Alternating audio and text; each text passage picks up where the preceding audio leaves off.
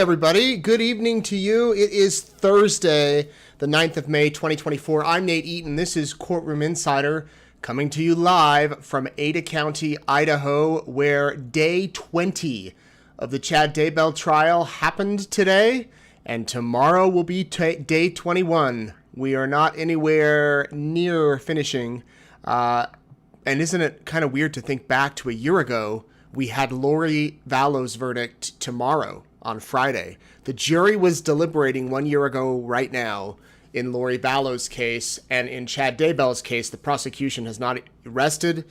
More witnesses will be called for them tomorrow, and then we have the defense to go through. But anyway, we have a lot to talk about today. We had 6 witnesses on the stand. 1, 2, 3, 4, 5, 6. Yeah. 6 witnesses on the stand. Even though it was a short day, we got out of court around 2 o'clock. They buzzed through a bunch of witnesses. We have now had 57 witnesses testify in this triple murder case. And it is moving right along, and we're going to go through it all tonight. So glad you're with us. Let us know where you're watching from. And if you have any questions, try to get to as many as we can tonight as we get ready to go into the wedding in the weekend. Did it feel like Friday to you? Today kind of felt like Friday to me. But at least Friday is finally here tomorrow. Here's what we're going to talk about tonight. DNA, video by the pool, and teachers talk. We heard from 3 of Tammy's co-workers this afternoon, teachers that worked with her at the school. They all testified that she was in great health. And we have a lot more than just those things to talk about. As I mentioned, DNA testing, an expert was on the stand today. She shared exactly what was found on those shovels, those tools at Chad Daybell's property, and what was tested and what was found on the hair that was around the tape that surrounded JJ's body. We'll talk all about that. The swimming pool video, do you remember this? This is when this kicked off the entire chain of events in Hawaii. Lori and Chad were chilling by the pool when the cops showed up and gave her some court papers saying, you've got 5 days to get your kids in front of a judge in Rexburg or to the Department of Health and Welfare.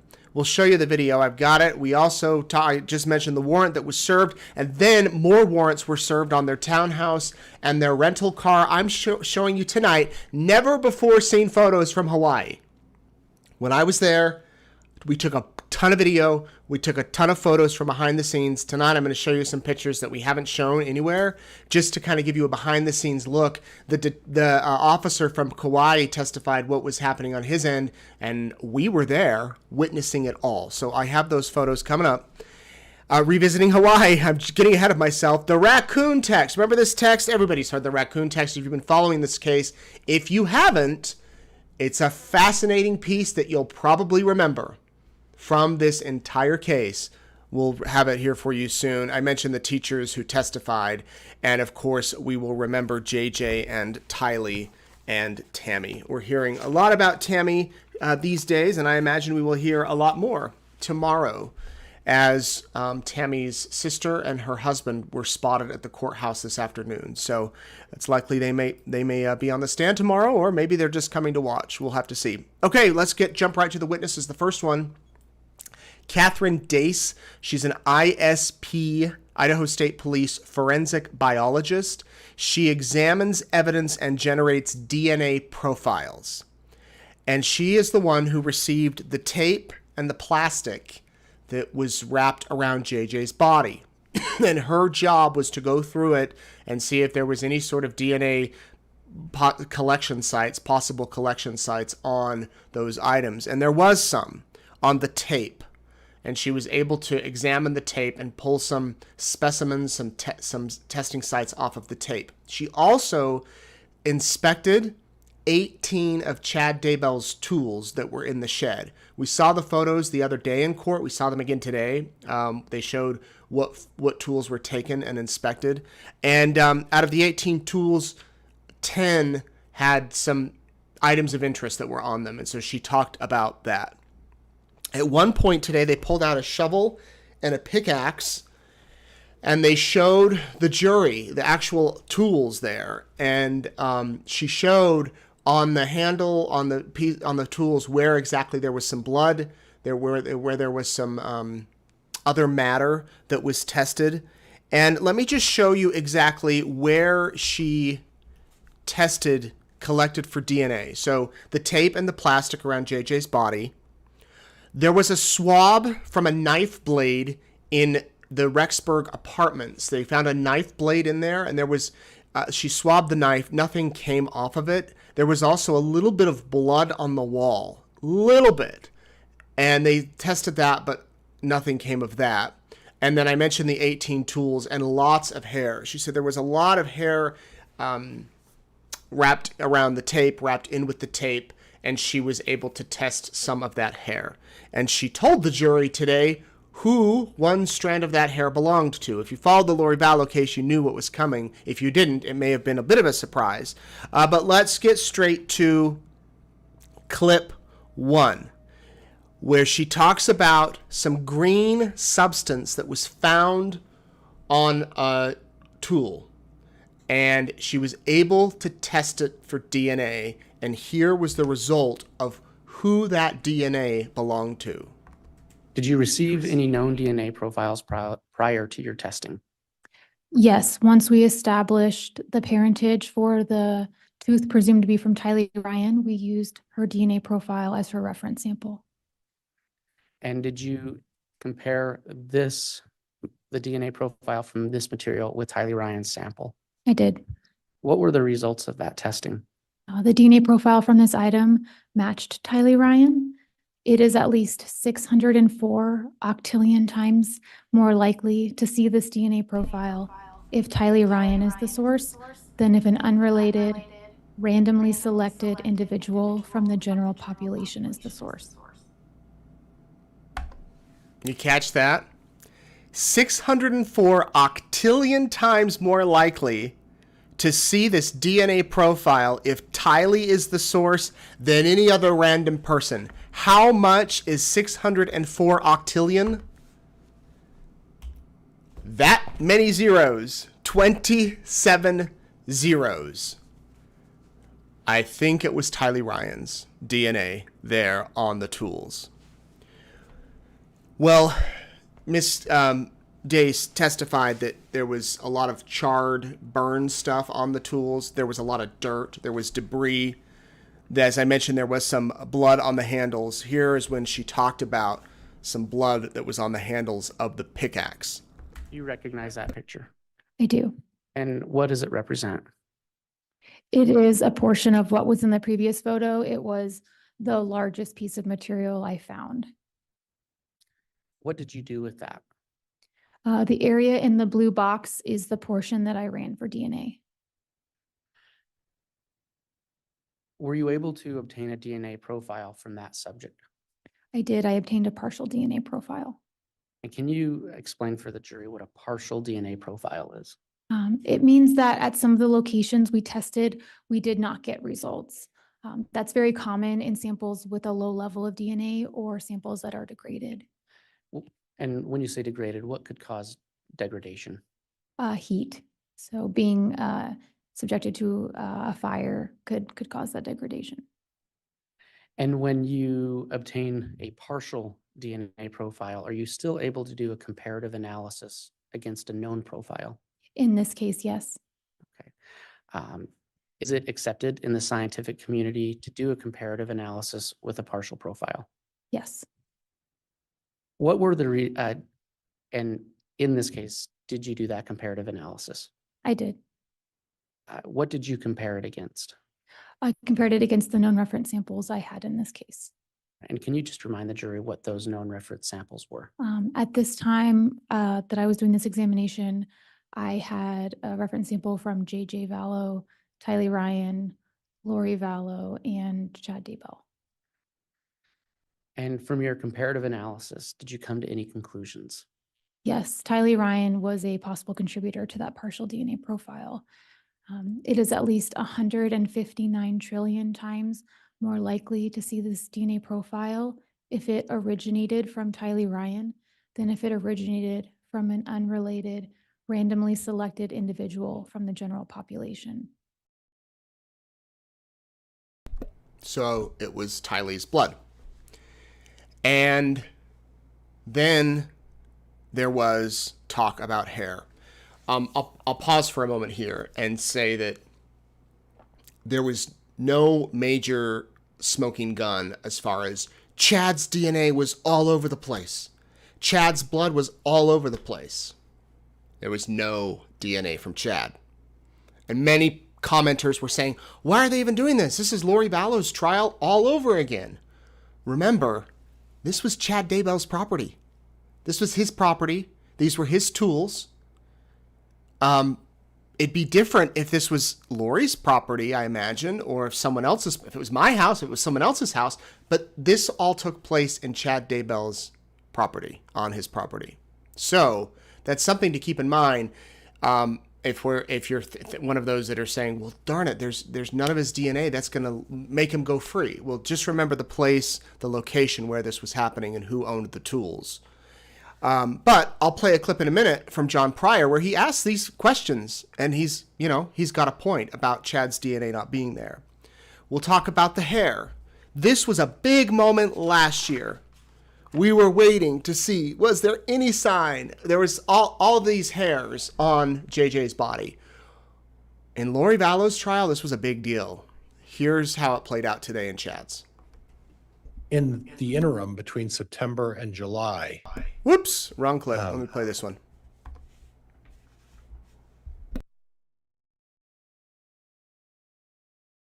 You recognize that picture? I do. And Okay, what does it my represent? bad. I got these out of order. I will find this here for you where he talks about the hair. We have clip number 3 right here. Okay. This is what I meant about the hair. Oh, I should say too, just to give you some background. Miss Dace doesn't actually do the testing on this hair herself. It was sent out to a lab in Virginia, Bodie Technologies. They did the testing on the hair and came up with this.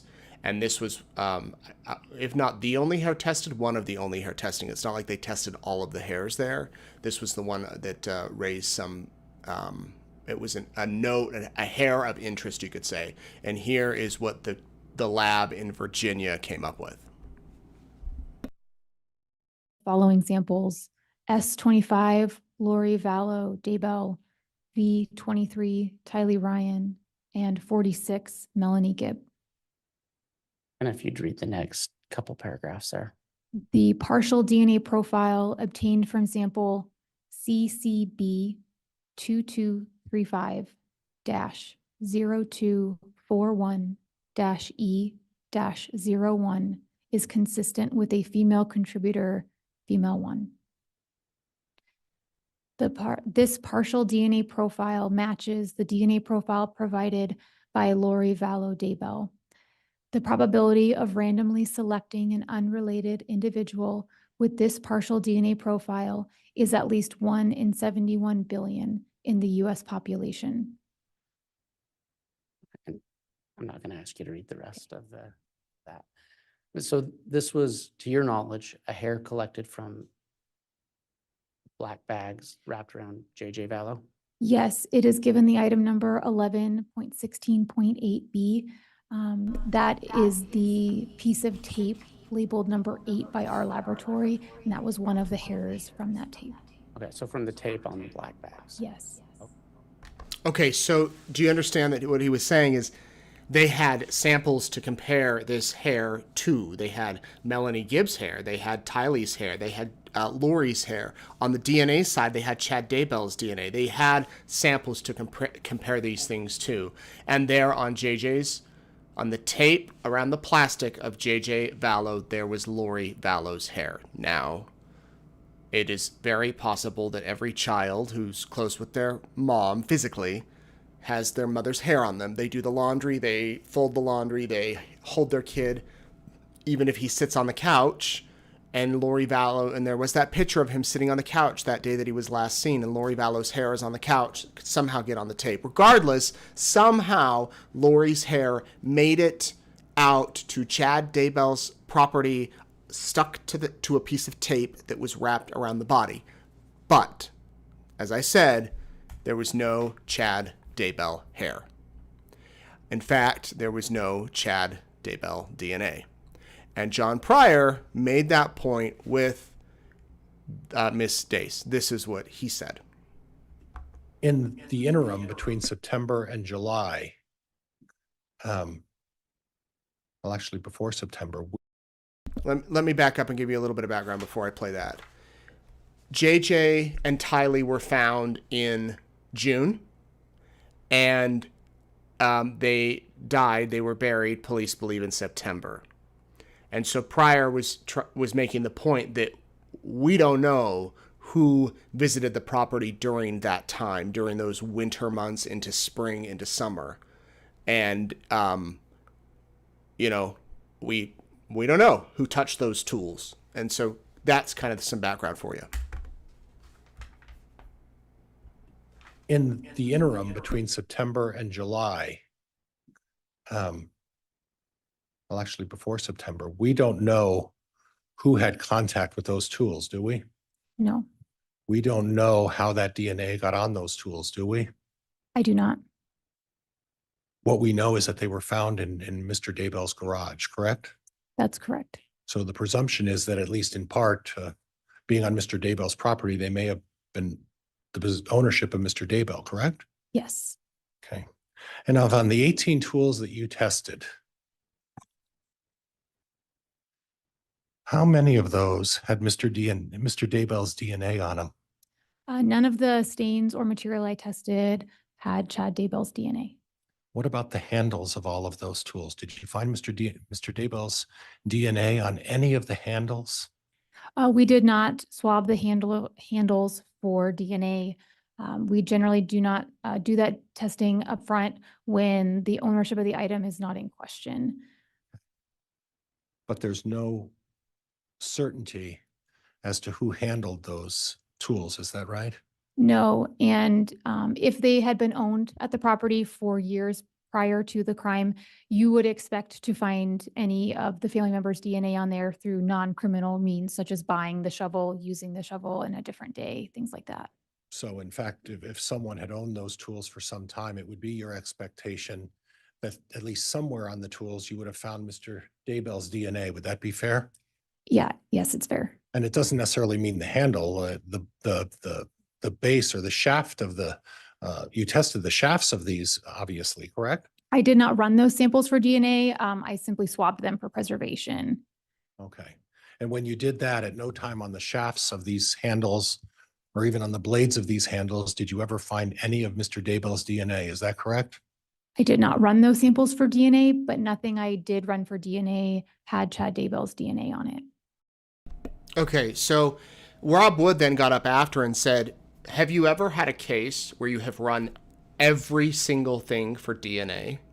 And she said no, especially extensive cases like this one.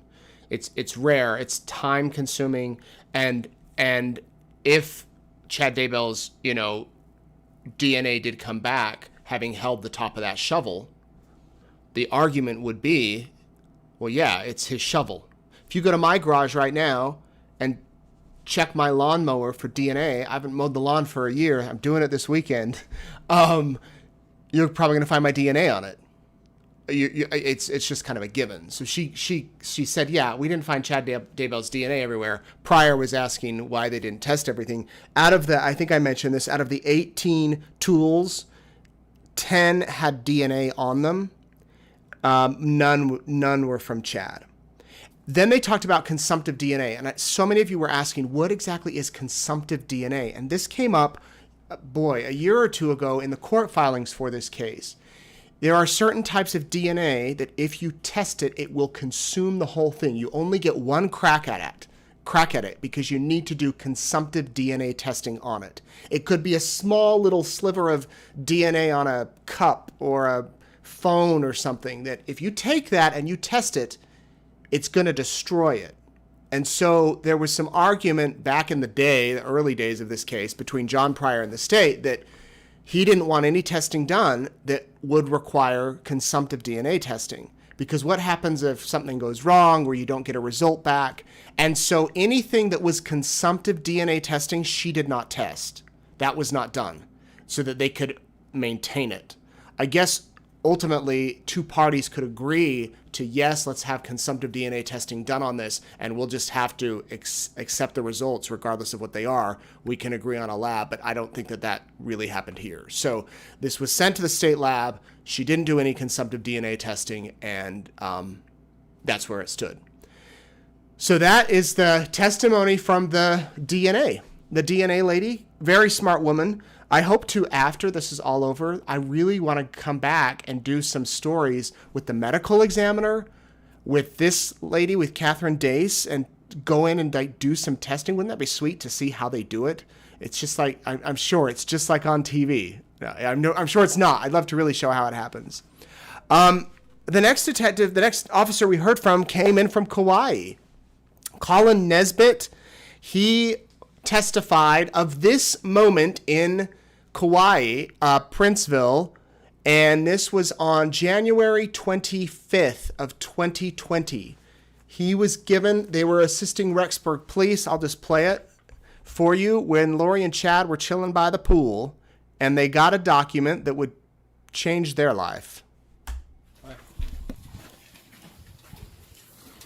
How's it going? Are you Chad and Lori?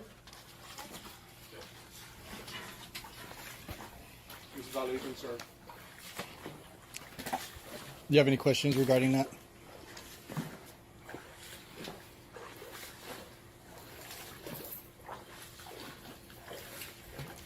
So it is 14:39 hours on January 25th.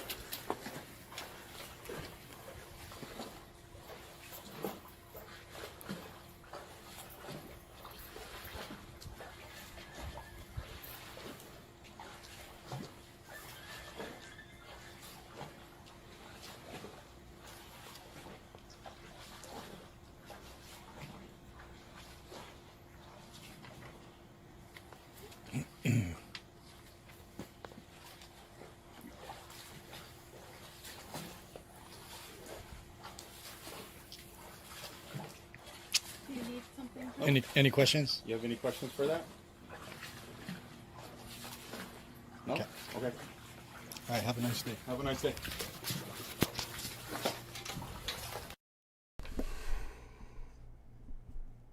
So that's what happened at the Kauai Beach Resort. That document said she had to have her kids in Rexburg in 5 days before a judge or before the Department of Health and Welfare. The next day, Lori and Chad got in a car and started to drive from where they were staying in their condo toward the airport. Now, I don't know if they had planned to take a trip, but police ended up ultimately stopping them. That's where Eric Grossarth and I met Chad and Lori for the first time. And this is the first photo I took there at the Kauai Beach Resort. These are the pictures that I don't think we've ever shown or released. We pulled into the beach resort. We kind of stood back.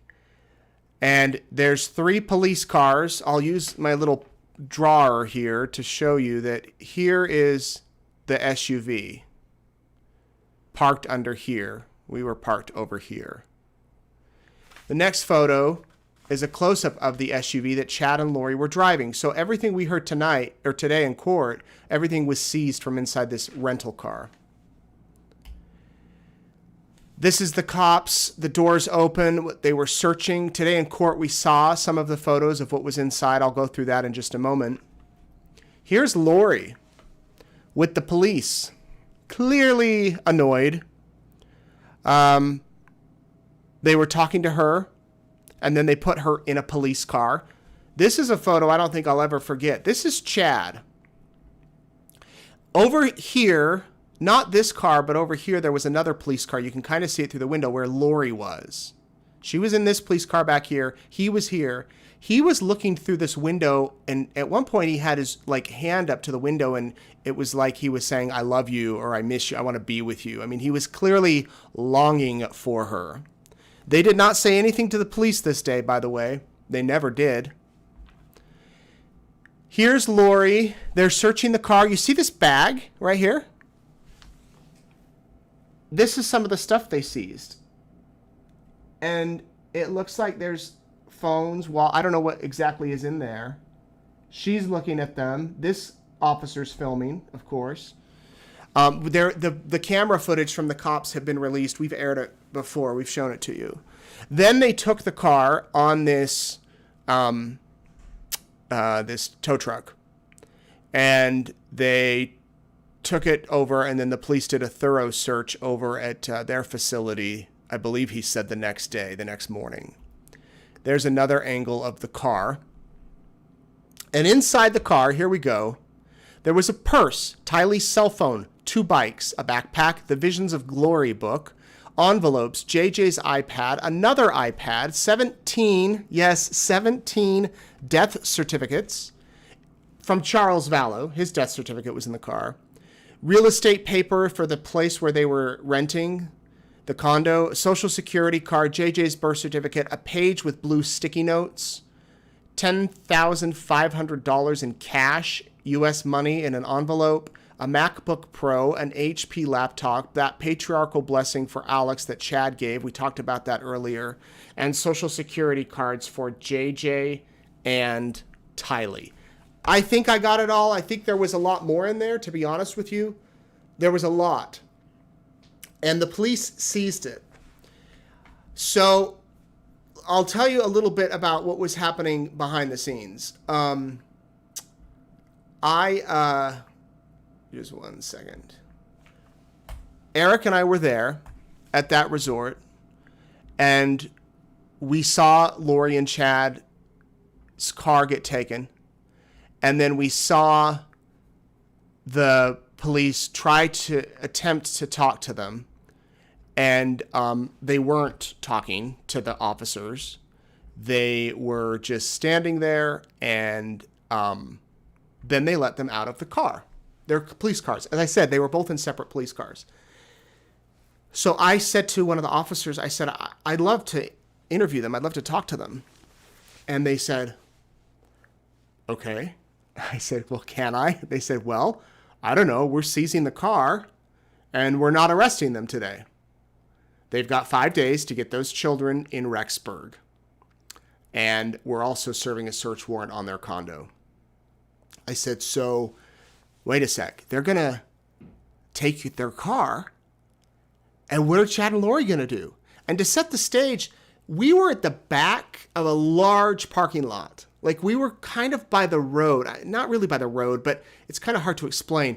It's not like we were in a front parking lot of a hotel that you just walk into. We were at the back, and you'd really have to walk a long ways to get into the hotel. So I'm sitting there thinking,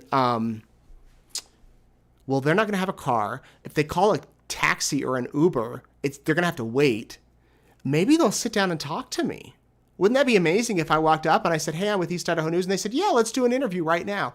Even if it was like off the record, even if it was not on camera. But I had a feeling we needed to roll on the camera because just in case they didn't talk. And sure enough, they didn't. And I apologize. I know you've seen this video a lot. Maybe I have. But this shows what was happening after exactly what the detective testified on today there in Kauai. I'm going to play the question video again that I did with them. And I want you to note, I think we got a shot of the money. Eric was working the camera. He did a phenomenal job because Lori and Chad were walking so fast. We had no idea where they were going. And I had to focus on them, and the police were probably watching us from a distance, wondering what was going on. But this is the moment for me that really changed. So here you go. News.com in Kauai, where Chad and Lori Daybell were served with 2 search warrants just hours ago. Law enforcement officers from eastern Idaho, along with federal agents and the Kauai Police Department, pulled Lori and Chad over. They were driving a black SUV. They pulled into this resort where I am standing. They put Chad into one vehicle, Lori into another. That's when their vehicle was seized, and they had no way to get home. We had a chance to ask them so many questions that need answers. Lori, Nate Eaton with East Idaho News. Can you tell me where your kids are? Where are your kids? No comment. No comment? They've been missing for 4 months. You have nothing to say? You're over here in Hawaii? Where are your children? Yeah, why don't you just give us a comment? Just tell us where they are. Chad, where are Lori's kids? What happened to Tammy, Chad? Can you tell us what happened to Tammy? Why have you guys been in Hawaii for so long? Listen, just tell people what's happening. There's people around the country praying for your children, praying for you guys. Why don't you give us answers? That's great. That's great. That's great that they're praying for you, praying for your kids. What? You have nothing to say? Did you do something to your children? Are your children still alive? That's a simple question. I've got 3 kids of my own. I can tell you every minute where my kids are at. Where are your children? What do you guys plan to do now? You have 5 days to get your children in front of a judge in Rexburg, then what?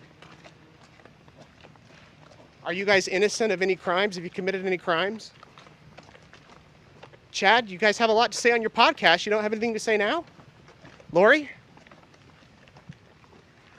Do you believe that you were instructed by God or others to do something for your children? If you could give a message to them, what would you say? Listen, if you just talk to us, we'll leave you alone. The family's worried. Tammy's family's very worried. Tammy's family's very worried. Lori, your mother, Kay, came out. Kay and Larry, they're offering a $20,000 reward for your children. And you're over here on the beach? This is your chance to tell your story. Nothing you want to say? One last chance right here?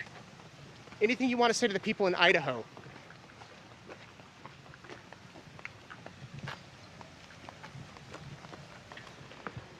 Laura, you have a lot of cash there in your baggie. Were you guys planning to leave Hawaii? Were you planning to take off? And with that, Chad and Lori darted into this resort, and they still have not come out. Now, police have not said what they are searching for in that SUV or in their home, but one thing that was not found is Lori's children.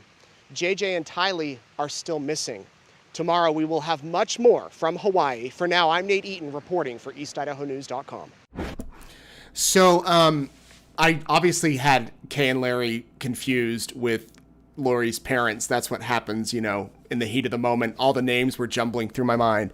We waited in the lobby of that hotel for about an hour, maybe 30 minutes. Dateline was there with us, and we were hoping they'd come out. And then we went back to where we were staying, and the internet was so slow. I edited the video. Eric, who I was with, so they did the warrant there, and then they were up at the house serving the warrant on the house. So I asked Eric to go to the house to get video of them serving the warrant at the townhome. There really wasn't much there. The detective testified to that today. They got a couple of wedding rings, but that was it. So Eric went up there while I went to the house to edit the video, and the internet took forever to upload. When I say forever, I mean like 2 hours. It was a disaster, and the prosecutor, Rob Wood, put out a news release that this warrant had been served on them. So all my friends are texting like, did you see the latest on Chad and Lori? And I'm like, yes, I'm in Hawaii trying to get this video out. We put it up, and then Eric and I went to got a burger. It was dark at this point, and went to sleep. And the next day when I woke up, I was still on mountain time. I woke up at 4. I had I don't even remember how many emails from people, Facebook messages. It blew up overnight. Good morning, America. They're like, we're on our way to Hawaii. We want to, team up with you. And we were already working with Dateline, and Nancy Grace called, Dr. Oz, Dr. Phil. All these people had called their shows saying, we want to do something with you. And the next 2 days were just, we were there 3 days, and the next 2 days we were trying to find Chad and Lori again. We went and staked out their house, that condo. We found out later they stayed there at that resort, and then they moved to another resort. And we were trying to kind of track them again. And then I was thinking, if we see them again, do I approach them again? Probably not. We were trying to come up with a different strategy. What do we do? Do we lay back, lay low? Anyway, Dateline ended up, so the last night we were there, I hadn't planned to talk about all this. I hope you don't mind. The last night we were there, we'd gone around, we'd interviewed people. It was time for us to come home. We're packing up. It's like 5 o'clock at night. We were taking the red eye back to Idaho. We get a call at our newsroom in Idaho Falls from someone who worked at a resort in Hawaii, another part of the island. And they said that Chad and Lori had just checked into the Marriott down on another part of the island, and they saw plane tickets sticking out of their bag, and all they saw on the destination was M.A. And so we're like, well, shoot, do we go down to that resort and stake it out? We had to catch a flight. So we told Dateline, who was there working with us. They sent producers down to the resort, and they staked out every door. And turns out, remember how a couple days later, Chad and Lori flew to Maui? That's probably what those tickets were. But you never know. They could have been like Mazatlan in Mexico or something. It could have been anywhere. But the next day, after these producers waited all night at these doors, Chad and Lori came out. And there's the video you may have seen on Dateline where the producer, Dave Ketterling is his name. He walks up to Chad and Lori. He's got a little GoPro, like a tiny camera. And he's like, hey, Chad and Lori, can you just tell us where the kids are? And Chad and Lori were on their way to the beach, and they were annoyed that Dateline ruined their trip to the beach. So go figure. A couple days later, this comes out. I'll never forget when this release came out. The FBI was looking for information on JJ and Tylee, and these photos were released from that were taken at Yellowstone. This was the last known sighting of Tylee. And the FBI released these pictures. They asked the public for help. Look at the date, March 5th of 2020. Now, I've seen a lot of news releases from the FBI. Not a lot. They really don't issue a lot of news releases. Usually they will about scams or fraudulent activities or whatever. This one was different. They sent out photos, and they set up a tip hotline and a website for people who may have been in Yellowstone who may have seen JJ and Tylee. That news release came in a few hours, and we put it up on East Idaho News at, what does that say, 11:49 a.m., and then we updated at 2:06 p.m. I don't know what the update was, but it was up there. Lori Vallow was on her way to Idaho at that very moment. And that afternoon of that same day, we greeted her at the airport. And she smiled, and she didn't want to talk to me again. That video's on YouTube if you haven't seen it. I won't show you that one tonight. But this came into play today during the trial, these Yellowstone photos, because the next witness was Benjamin Dean. He's an FBI intelligence analyst. And he is the guy who was assigned to go through all of the tips in 2020 when they set up this hotline and the website. He said they got 600 to 800 tips. And a lot of those tips had video and cell phone photos of people in Yellowstone. They were asking for photos. Like if you were with your family at Yellowstone and you took a picture with your family in front of a geyser and somehow strangers are in the background or off to the side, they asked everybody to check those photos. Could you imagine if you had been there and in the background you see Alex Cox, JJ, Tylee, and Lori? That'd be crazy. And remember, in Gabby Petito, it was a YouTuber driving through Grand Teton Park that spotted her van.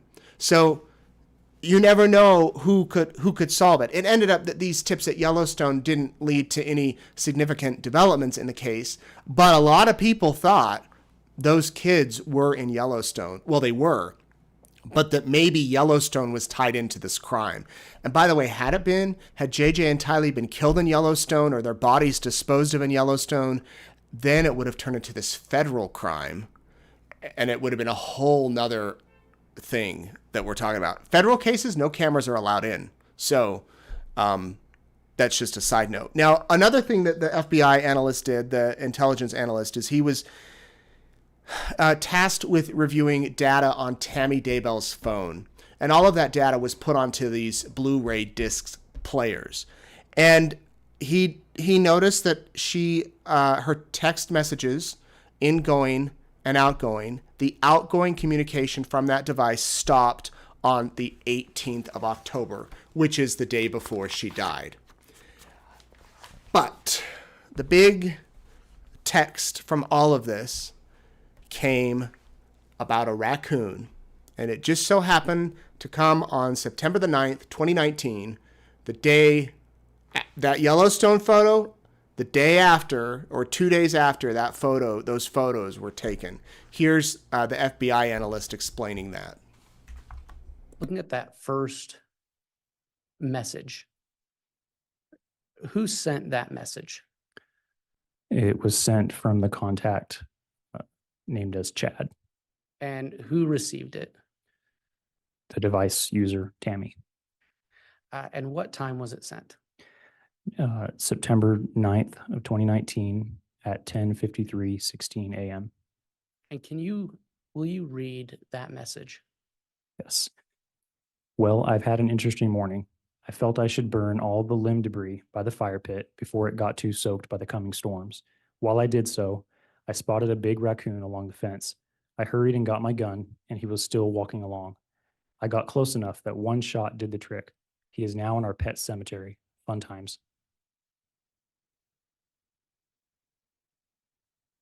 The second message, can you look at who sent that message? It was sent by the contact named as Chad And who was it sent to? to the device user, Tammy. And what time was it sent at? So, it was sent at 10:56:52 a.m. on September 9th, 2019. Can you read the contents of that message? Gonna shower now and then go right for a while at BYU. Love you. And the third message, who sent the third message? Chad,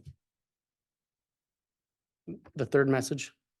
excuse me. The device user, Tammy, sent the message to Chad. And what was the date and time of that message? The date was the 9th of September, 2019, and the time was 1:47:01 p.m. And what was the content of that message? It read, "Good for you." And the last message on that page, who sent the last message? That one was sent by Chad to the device user, Tammy. And it was sent on the same date at 1:48:14 p.m. And it read, "I'm back home now." So, Agent, you testified that you found these messages as part of your analysis of Tammy Daybell's phone. Correct? Correct. Why did these messages catch your attention? The first message in particular stood out to me because it was simply longer and more detailed than any of the other messages that had been exchanged or would be exchanged between Tammy and Chad as they appeared on this device. So generally speaking, messages sent between the two were relatively short, and they dealt with things, routine matters, household matters, and things of that nature, such as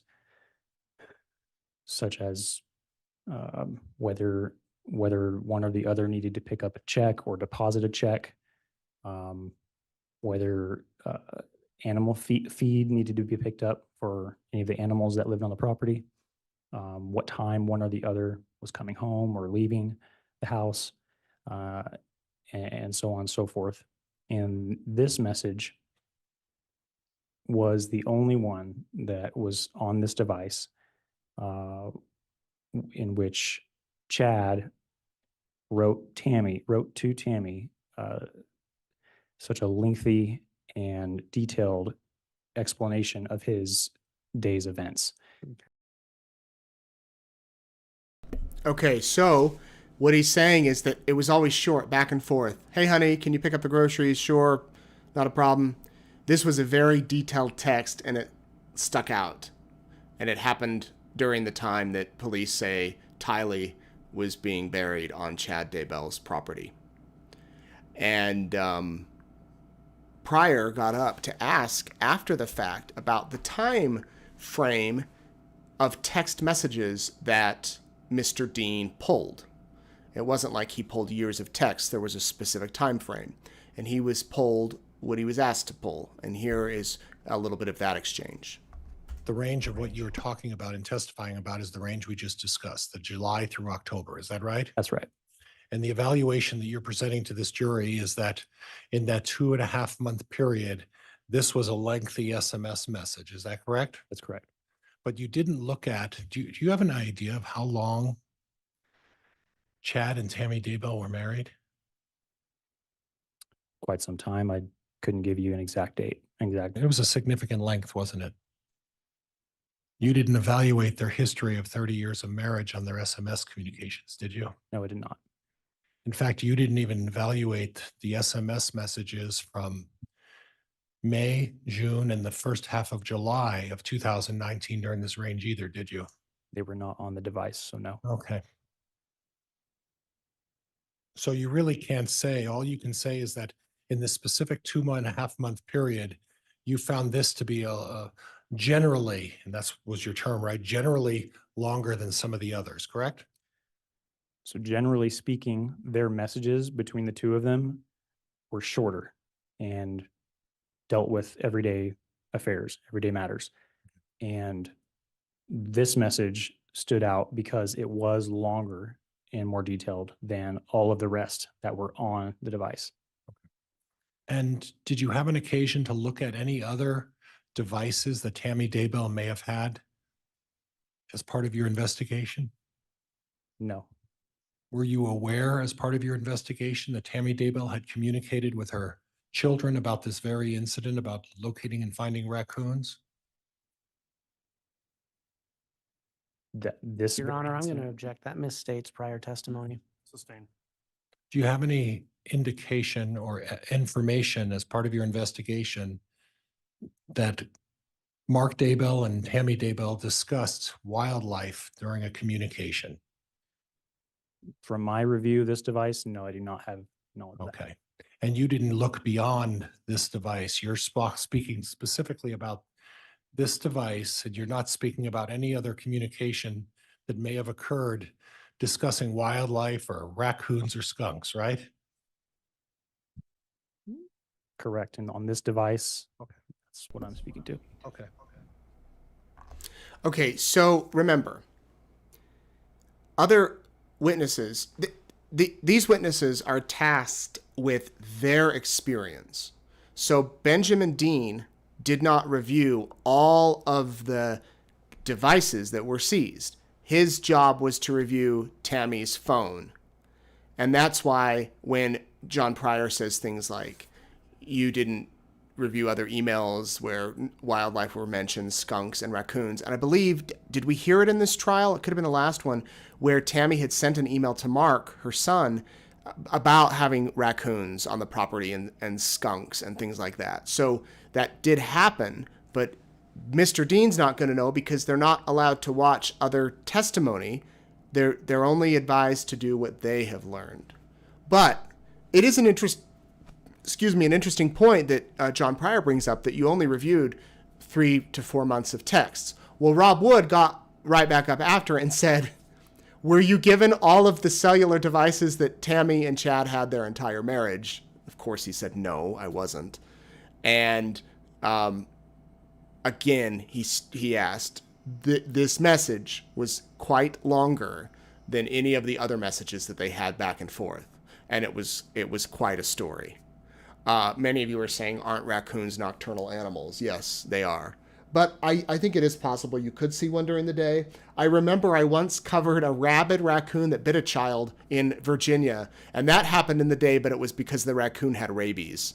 But I don't know if you see raccoons I'm not an expert on that. I would be a horrible witness if they asked me to testify on that. The day ended with 3 of Tammy's colleagues testifying, and they were fairly short testimony, but I think that they were pretty powerful. They talked about her health, that she was in good health. They talked about, one said she was the Energizer Bunny. One said that Tammy had recently lost some weight, was training for a race. They all spoke with her the day before she died, the Friday or the Thursday. Here is, I took a little soundbite from each of their testimony. Here is what each of those witnesses said. Their names: Janet Anderson, she was the school secretary. Tammy Gee teaches kindergarten. Pamela Peebles is a Title I teacher. Here's what they had to say. I don't remember any days of getting a substitute for her. She just wasn't ever sick. She never had a cough or a sniffle or a limp or anything that I noticed. Was Tammy ever one to complain of her health or talk about her health? No. At any point in time, let me withdraw that. Thinking back to just the last few weeks before she passed, did you ever notice anything about her and her health? No, she was very energetic. Like I said, she was the Energizer Bunny. She just was everywhere and got everything done she needed to. And Would you mind elaborating on that for the jury? When you use the word Energizer Bunny, what do you mean by that? she just never quit. She was always where she needed to be. She had multiple jobs. She was lunchroom duty. She was computer lab, librarian, recess duty.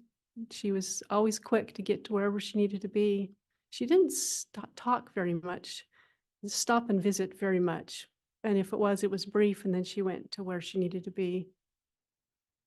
I want to talk to you about the very last time that you ever saw Tammy Daybell. Do you remember that?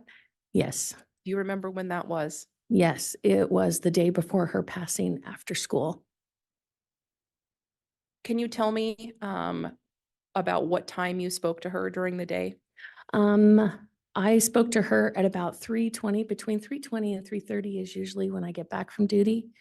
And I spoke to her then about one of my students. Do you remember her demeanor during the conversation? Yes, she was very animated. She was very friendly and kind. Did you make any observations about what her health was? Um, I didn't see any health issues. We talked just like I would on a regular day. How would you describe her energy level? Great. And at some point in time the next day, did you receive a phone call? Actually, our principal texted us all, and yes, we heard it the next morning. What was your reaction? I was shocked. I was shocked. And why were you shocked? I had just talked to her the day before about one of my students and how we were going to help him. And I didn't see any indication that she was sick. What did recess duty entail? So we were just out there to ensure the safety of the children.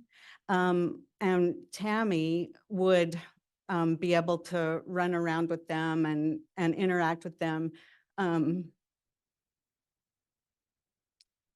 She knew each child by name, in all of them in the school. She loved the children and they loved her very much. So she would interact with them a lot. And it was a joy to watch her. And she was a good friend as well as a coworker. Thinking to your interactions with her day-to-day at work, did you make observations that you had a perception of her health? Well, I thought she was quite healthy. She had been training for a race. Judge, I'm going to object at this point. There's been no foundation for that testimony, and it's a narrative. Sustained. Ma'am, did Tammy ever say anything to you about whether or not she was training for a race? Yes. Judge, Go ahead. When did she say that? She had said that. Judge, I'm going to object. It calls for hearsay. Judge, it goes to her state of her physical well-being under 8033. Overruled. When did she tell you that? She told me that several times, but Thursday we talked about it. And what specifically did she say about that? She had told me that she felt like she was in the best health of her life. She had been eating better and losing some weight and training. And she said she felt very good. about her health, and we discussed that a little bit. Based on your observations, was anything about that she was sharing inconsistent, or was that consistent? It was consistent. She seemed very healthy to me. Had you personally, just off of observation, noticed whether or not she'd gained or lost any weight in the few months before she passed? Well, she had lost some, and I was a little jealous of that. So we talked about that a little bit, and she looked good, and she was happy that she felt better and had changed some of her habits and stuff. So they were short testimonies, but I think that they were memorable. That hearing from that witness, Pam Peebles, say that she'd lost weight. Remember how Chad told Heather Daybell that Tammy had recently gained 40 pounds? Yet here's a witness that talked to her the day before she died saying, no, she lost weight and she was in the best health of her life and she was feeling good. Interesting. I think we'll hear more about Tammy tomorrow, more about her health, more about where she was physically and mentally as well, just how life was going for her. And the jury will get to hear that. And I wanted to share this photo. We heard from the teachers today who worked with her. They talked about how she took perfect care of the library. Pryor mentioned that a book fair was coming up she was getting ready for. Here's this great photo of Tammy. This was from the Tammy Douglas Daybell Foundation page. They said always always a great librarian. She loved to read. She loved to get hands in the books of kids, and she is one to be remembered, that's for sure. So tonight we remember Tammy and JJ and Tylee and Charles and their families as we have one more day of the trial tomorrow, and then we will enter a new week next week with more witnesses and more to talk about. So I do want to answer your questions, and I have a few shout outs, and then you don't have to stay around for this. But my daughter, Emmy, it's school presentation night tonight. And of course, I'm here. I'm not there. And so my wife just sent me the presentation, and Emmy said, you should show all your viewers on Courtroom Insider. She wanted to do it live. I said, I don't know if we could do it live, but I just got it. It's about 4 minutes, and it's about wildfires. And I will play that, but I'll play it after the questions so that you can tune in for that. The quality is not the greatest, but that's okay. All right, here we go. We have a bunch of shout outs tonight, and I appreciate all of you who are making donations, and those of you who are supporting us. I really appreciate it. Amanda War, happy birthday, Amanda. Great job having a birthday today. Bill Kunotek, good to see you, Bill. Kathy Anderson, Marjorie Carpenter, John Peck, Piper Dorman, you fed the ducks today in Tammy's honor. That's great. Thank you, Piper. Tanja, Tanji, Thomason, Sherry Reynolds, Lisa Duffy from Costa Rica, Alexandra Iwa from Poland. Just amazing. Andy Worth and Robin Williams. Thank you all so much for watching and for supporting us as we do this every night. Okay. I have been following this for here's some questions. I've been following this for more than 4 years. Thank you, your team. During the trial, I sometimes watch the people in the courtroom while waiting for the jury to enter. I found this is a good time to look at Chad and Pryor. The light has been better the past few days. It seems to me that not only does Chad look thinner and like he may be doing more weightlifting, and his hair looks like when you were trying to get answers from Where Are the Children. I am sure Lori was his body re-imaging coach for that. Guess Chad is having issues being able to communicate with his goddess Lori through portals and figures she may see him where she is. I will say it appears to me he has lost some weight since that mugshot was taken back in 2020. He's aged. He has more gray hair. His face is probably a little bit thinner. So yeah, you probably have a good observation there. Maybe he did think that Lori would see the trial. I don't think she is seeing it. But yeah, that's an interesting observation. That was from Barbie Lynn, I think. Thank you, Barbie Lynn. Nate, this is from Dan. I heard you mention that the trial benches are hard and uncomfortable. Terrible. They are.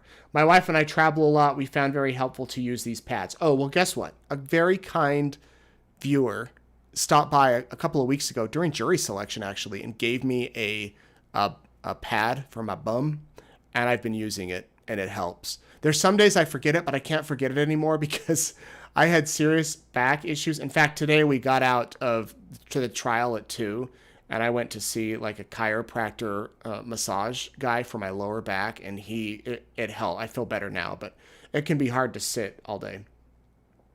Okay. Martha, I have a question. I have one question. Could you give John Pryor a little credit? He is doing an excellent job as a defense attorney. He is doing his job. I completely agree, Martha, that he's doing his job. I completely agree. It's not my job to say if they're doing good or bad. I just kind of present what I see. When it comes time for the defense, I will obviously be presenting more of him and his questioning. But right now it's the prosecutor's case. So often we get the news parts, the interesting parts, when they ask the question of the witness and the witness answers. But I will say for Pryor to be managing this entire case by himself, that's a lot. That's a lot to do. So I'm not knocking him. He very easily could have just sat back and not asked any follow-up questions or anything. So yeah, and I give him credit. If it's come across that I've been bashing him and favoring the prosecutors, that's not my intent. But I try to, point out both sides. But I will keep your message in mind. Thank you. Yvonne says, does Chad have to be found guilty of all 3 murders to be eligible for the death penalty?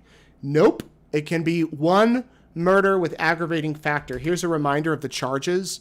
There's the 3 counts of first degree for Tammy, JJ, and Tylee. And then there's the 3 counts of conspiracy for Tammy, JJ, and Tylee. Then there's grand theft and insurance fraud. He can't get the death penalty on the conspiracy, but if he's found guilty on first-degree murder, there's aggravating factors in Idaho law where you have to prove that some of those aggravating factors played into the case, such as the people were killed in an unusually heinous manner. There was more than 1 death. I went through them all several weeks ago. You can look up, if you look up Idaho Code death penalty, you can see them all there, and that should hopefully answer your question.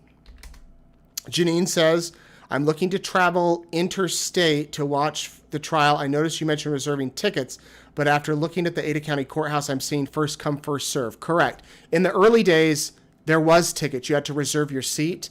Now they're just show up. And most people show up between 7 and 7:30. Today there were fewer people in there. But yeah, I hope that helps. Hearing all the testimony so far, do you think that Pryor really thinks Chad is innocent from Ginger? Oh, I don't know what Pryor thinks. His job as a defense attorney is to make sure his client doesn't get found guilty. He doesn't have to prove anything. He doesn't have to prove his innocence. He just has to keep his client from getting convicted. And so there are a lot of defense attorneys that go on and later say, yeah, I believe they were guilty, or they strongly believe that their client was not guilty. I have not asked Pryor, do you really think that Chad's innocent? Maybe I will after the trial. We'll see if he tells me, but yeah. Pete says, has it been determined how many followers this group had that was ready for the tent city for the end of times? I think is this group per se, this small group with Lori, Chad, and that was small, maybe no more than 10. There was the insular group, Chad, Lori, Melanie Gibb, Alex. Those were probably the main key. Melanie Gibb, I said. Melanie Pulowski. And then there was like the ancillary group, like Audrey Baratario. I don't know how involved she was. Some of these other women. Zulema, she was probably part of the main group. I would say 10, maybe. I don't know if there were very many other followers that were deep into it. There were some followers that were into it and went to the conferences, but it's different going to a conference than suddenly talking that someone's possessed with a zombie. Lass says, not sure how to ask this. Does Nate know if Chad is alone in his cell? He is alone in his cell. He does not have a roommate, a cellmate, and neither does Lori. Neither did Lori. To represent someone, do you have to feel or think they are innocent? Good question. I don't think you do. I just think you have to represent them. Obviously, as I kind of just talked about this for a minute, certain people look at it as if it was the job. I kind of compare it maybe to a way in the fact that I'd love to sit down with Brian Koberger or Lori Vallow or Chad Daybell or some of these people that have committed horrific crimes and hear them out. I'd ask tough questions, but I would like to hear them out. Many of you might say, no way, you should never give them a platform. Never, ever, ever, ever. I respect that. And that's maybe how people look at defense attorneys. Some of you might say, there is no way I could ever, ever, ever support my husband if he was a defense attorney.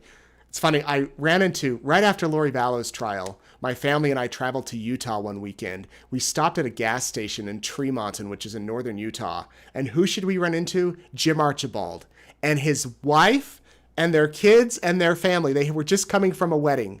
So I got to meet all of Archibald's family. They're very sweet. And I asked his wife, do you follow the trial? She's like, no, I don't want to watch him be associated with that. So she kind of had the same thought, like, that's his job, that's what he does. Imagine, though, if you are some defense attorney and you end up getting one of your clients off who didn't commit the crime, like you truly believe they're innocent. That'd be pretty cool. So anyway, bottom line, I don't think you have to feel or think they're innocent. I just think you have to represent them. I know that Chad and Lori may not speak to each other. Will they be permitted to contact each other should Chad be found guilty and sentenced? You know, I reached out to the Idaho prison today to ask that question, if inmates can send each other letters. I know all mail is monitored, coming and going. Lori and Chad were not allowed to communicate from the jails. I will try to get an answer from the prison side. From what I've heard, inmates are not supposed to communicate with inmates because there can be gangs, there can be, things like that. But I don't know if it's different once they've been convicted and if they're both serving life and once the mail's been read. Can someone be re-subpoenaed after being released if needed? Good question, Amy. They can. They can. In fact, if they release the subpoena, and by the way, that was other news today, Melanie Pulowski was released from her subpoena and John Pryor does not intend to call her again. So as far as this phase of the Lori Vallow, Chad Daybell case, Melanie Pulowski is done testifying. She may get subpoenaed in Arizona. We'll see. But yes, someone can get re-subpoenaed. Does Chad Daybell still have a group of followers? I kind of answered that earlier, Lee and Peggy. I don't believe they do. Did you see Chad shaking his head no when the three amazing women testified how happy and healthy Tammy was? I don't know if I necessarily saw that, Tasha. I did see him taking notes and whispering to Pryor and showing him the notes. Why do you think Pryor's focusing on Melanie Gibb instead of the obviously guilty Lori? I thought that was his defense. Judy. Well, Melanie Gibb knows a lot. Melanie Gibb said a lot. Melanie Gibb made that phone call where she confronted Chad and Lori. Pryor's strategy, I'm sure, is if he can discredit everything she said and done, then her entire her entire testimony gets thrown out. Well, maybe in the minds of the jury. That's why he's continually bringing her up. Plus, if you continually bring her up and you don't know the story, you're going to remember the name Melanie Gibb and think, well, maybe she did have something to do with it. Perhaps you might. Nate, I was explaining to this, Megan says this, I was explaining the case to my husband last night, who's an attorney. He had an excellent point. Why is John Pryor not trying to place the blame on Alex Cox? He seems to be fixated on Melanie Gibb. Good point. Also, I think he has done a little bit of Alex Cox, and I think once we get into the activity of Alex Cox on the night Tammy died, that will come more into play. He's done it a little bit, and we don't know. Remember, we're not in the defense strategy yet. We're not in the defense phase. We're only on prosecutor phase. During the defense phase, he will have his time to call whoever he wants and present whatever sort of defense he wants, and that's really when we'll hear what his strategy is. In Idaho, can any prosecutor object on cross or only the attorney who was on direct? Nina asks. I think you mean anybody on the prosecutor team. I believe it has to. I don't know, honestly. I would think it would have to be the one that asked the question so that you stick with your attorney. Tech question. How do you tweet and do website updates simultaneously? It seems exhausting to type so much. It is Bree B. What I do is I have a couple of windows open. I have our website open and I will type the update there. I'll hit update, and then I'll copy whatever I did and go into another window and tweet it in the thread. And then I'll go back to the website, type the next thing, go back to Twitter, and I just go back and forth. I do take breaks, like for 10 or 20 seconds, and I'll stretch. Those stand-up breaks are nice. But I know that, especially during Lori's trial, when you all couldn't watch and listen at live, a lot of people were reading those, and I appreciate all of you who do read them. And I know I make a ton of typos, so thank you for being patient with me. Olivia asks, what exactly is East Idaho News? Y'all have a newspaper or TV? We have neither. We're a website only, eastidahonews.com, your number one news source. We're just online only. We have a bunch of journalists that I came from the television world. My colleague Nate, he came from the newspaper world. We have another guy who came from radio. We have a lady who came from TV. We have a lady, we're kind of a blend, and we're all just doing new media. We do video, as you can see, which is my preference. I love video, but that's it. Okay, Nate, how do you remember everything the witness is saying and able to type it word for word for us? Well, I don't type it word for word in most cases. If I put it in a quote, it is word for word. If I don't put it in a quote, I'm summarizing. And it just really is type it when I hear it. There are times it's going so fast that I just have to move on and I miss stuff. So that's why. Stina says, what do you think Lori told her attorneys? I'm sure she told her attorneys a lot, a lot. That Jesus was going to save her. I know she told her attorneys that. Well, I've heard that. Nate, when Emma comes to the stand and she blatantly lies about her poor mom, Tammy, can she be charged with something? You can be charged with perjury if you lie on the stand, but and I don't know if she will lie on the stand, so I want to be careful with that. We'll see what she has to say. Remember also that someone could see me today and say that I look like crap and I was acting sick and coughing nonstop. Have you noticed my cough's going away? Other person could see me an hour later and say I was in a great mood, so it kind of can all depend. Why are these items were in the rental car, were not in the rental condo? Were they planning to flee? Edamame. Good question, Edamame. I think they always wanted them on their person. They had them in a bag. I think that bag went wherever Lori went. It was in a bag and it was with them. Imagine if it got stolen. I'm sure they were a little paranoid that the police might come looking for them. They kept those items close to them. Can Chad communicate with Pryor when he's questioning a witness? Can he text him? No, he doesn't have a phone, and I don't think Pryor would want him to. But what he can do is when the witness is on the stand, he'll tell him stuff like, I'm sure he'll say like, you should ask this, or he'll write him a note like, don't mention this, things like that. But not when he's at the stand. Cindy says, Nate, were you nervous, angry? What were you feeling when talking to Chad and Lori? I wasn't angry. I was frustrated. I was in the zone of keep asking him questions. I wasn't angry. I was a little nervous. I was nervous. I didn't know what was happening, but it was more like adrenaline. Like, okay, here we go. Let's do this. I will say that I'll have to find the tape. After they walked into the resort, I turned to the camera and I did a stand-up. And there you have it. That's what Chad and Lori had to say or not say to me. We ended up not using it. And then I said to Eric, you were rolling, right? Because I was so worried. It was a new camera. It was a rental camera because ours broke. I was so worried we wouldn't have it. Y'all know how I am with mute, too. Was my mic on? Nate, at the time you were questioning Lori and Chad in Hawaii, did you think the kids were still alive? Esther. Man, that's a good question, Esther. Honestly, no. I didn't.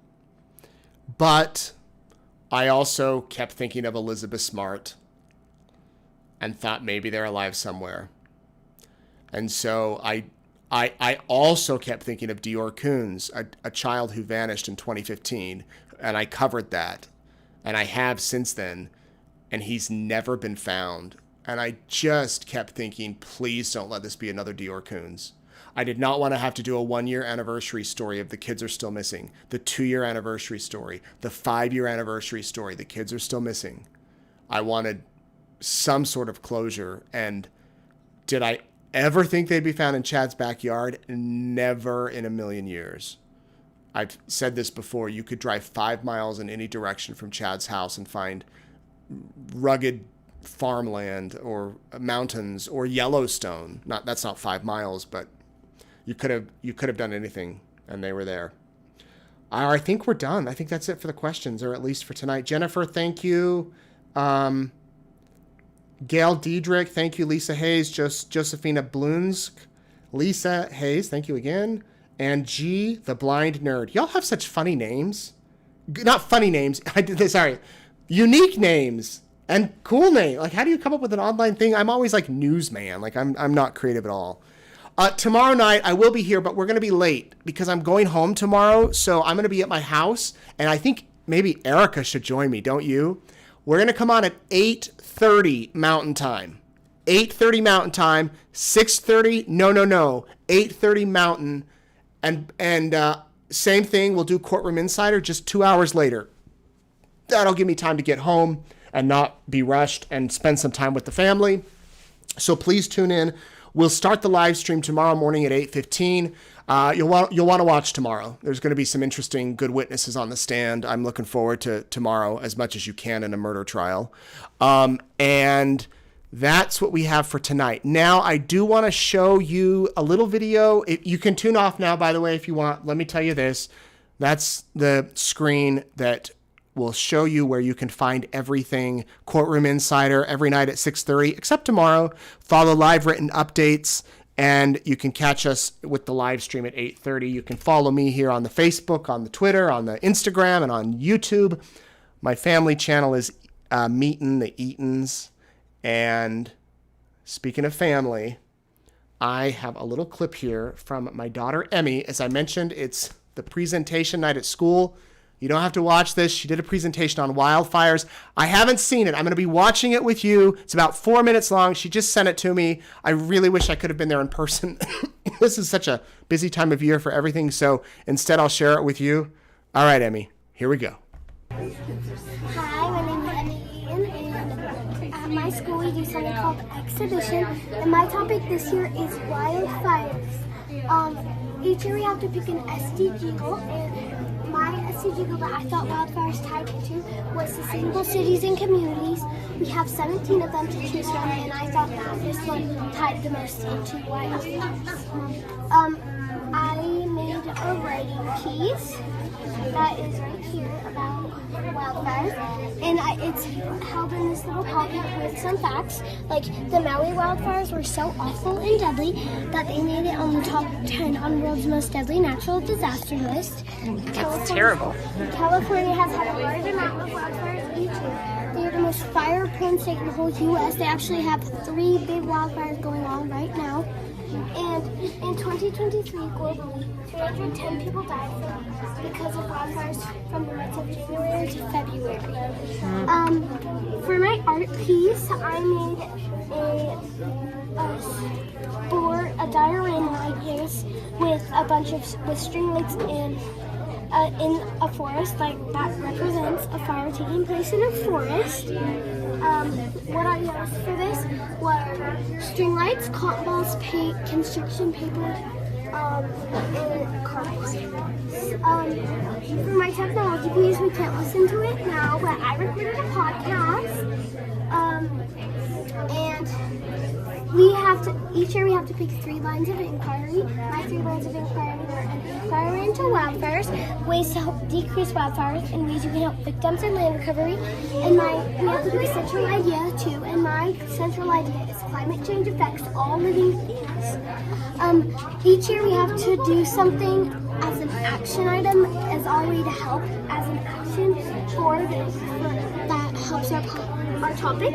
My action, I am going to put together wildfire kits. I'm holding drives for donations at my school, and for things like food, water, or lightly used clothes, things like that. And it will continue on after my presentation.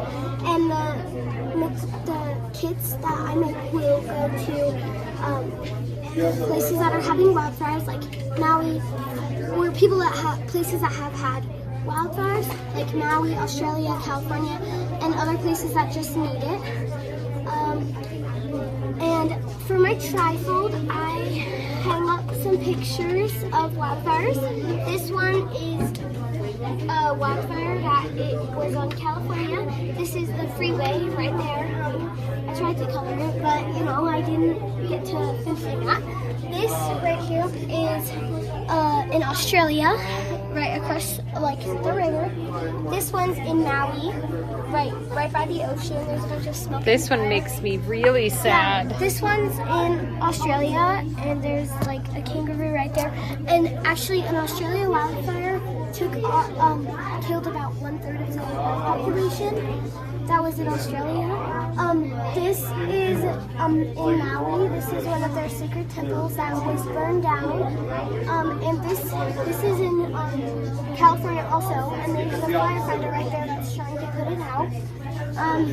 My favorite part about this was probably making my whole trifold and watching it come together and just look good. But I also loved all of it, all of the scene. It was really fun. If I were to do this again, I would change probably my layout on the trifold a little bit, and maybe change my piece a little bit.